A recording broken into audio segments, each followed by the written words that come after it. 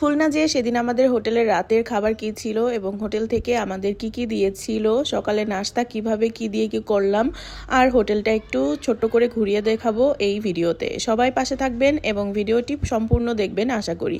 তো শুরু করা যাক। তো সেদিন কিন্তু আমরা হোটেল রুমে গিয়ে পৌঁছেছিলাম 11:30টায়। তো হোটেল রুমের মধ্যে এই জিনিসপত্রগুলো আছে, একটা ছোপা, টি টেবিল, তারপরে 2টা বেড, তারপরে আলমারি, বাথরুম, ব্যালকনি, এইগুলাই। রাতের খাবারের জন্য আমরা অর্ডার করেছিলাম মাছ, মুরগির মাংস, ডিম ভর্তা, আলু ভর্তা, ভাত আর ডাল।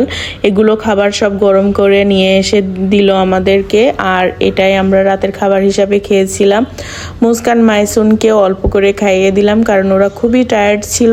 আর খাওয়ার পরে আমরা ওদেরকে 2টা ফিডার বানিয়ে দিয়েছি। তারপরে আমরা ঘুমিয়ে গিয়েছিলাম সবাই মিলে, আর ভিডিও করতে পারিনি।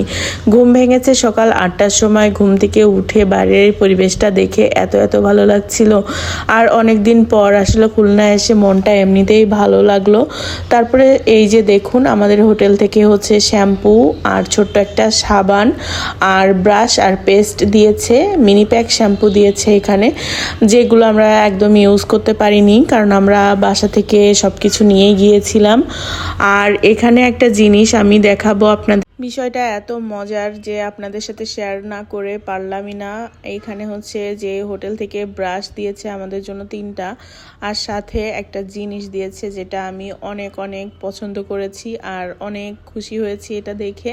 আমার হাজব্যান্ড তো আমাকে এটা প্রথমে দেখিয়ে অনেক এক্সাইটেড হয়েছিল। আর এই যে দেখেন, ছোট্ট একটা পেপসোডেন্ট। এইটা আমি আসলে প্রথমবার দেখলাম যে এত ছোট পেপসোডেন্ট দেয়। এর আগে আমরা হোটেলে থেকেছি, তো সেখানে কিন্তু মিনি প্যাক পেপসোডেন্ট দিয়েছে, কিন্তু এত ছোট আর কি সাইজের পেপসোডেন্ট আমি কখনো দেখিনি।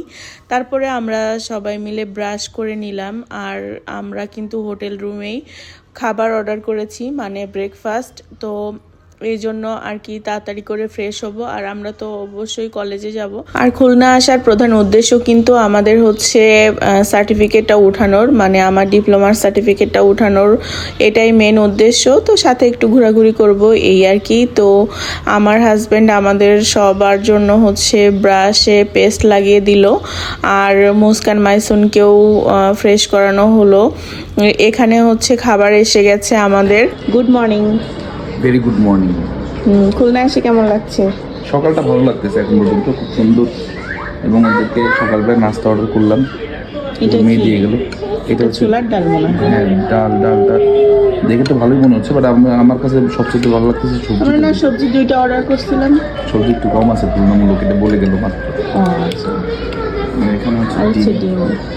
মুস্কানের জন্য এটা মুস্কান মাইসুন, এটা টুনি। আচ্ছা চলো, আমি একটু সার্ভ করে দিই না? দাও, আমাকে একটু দাও, তাড়াতাড়ি খেয়ে বেরোবো। বাবা ভীষণ অয়েলি তো। তুমি পরোটা অর্ডার করছিলে?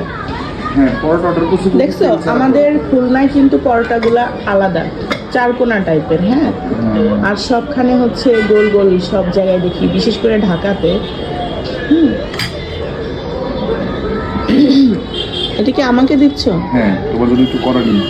আচ্ছা। আর সবজিটাকে পাশে দিব? সবজি পাশে দিয়ে দাও, আর ডালটা থাক। সবজি পাশে দিয়ে দাও। বেশি খাবো না সবজি, আমার ভালো লাগে না। তবে সবজিটা মনে হচ্ছে খুব টেস্টি হতে পারে, দেখা যাক।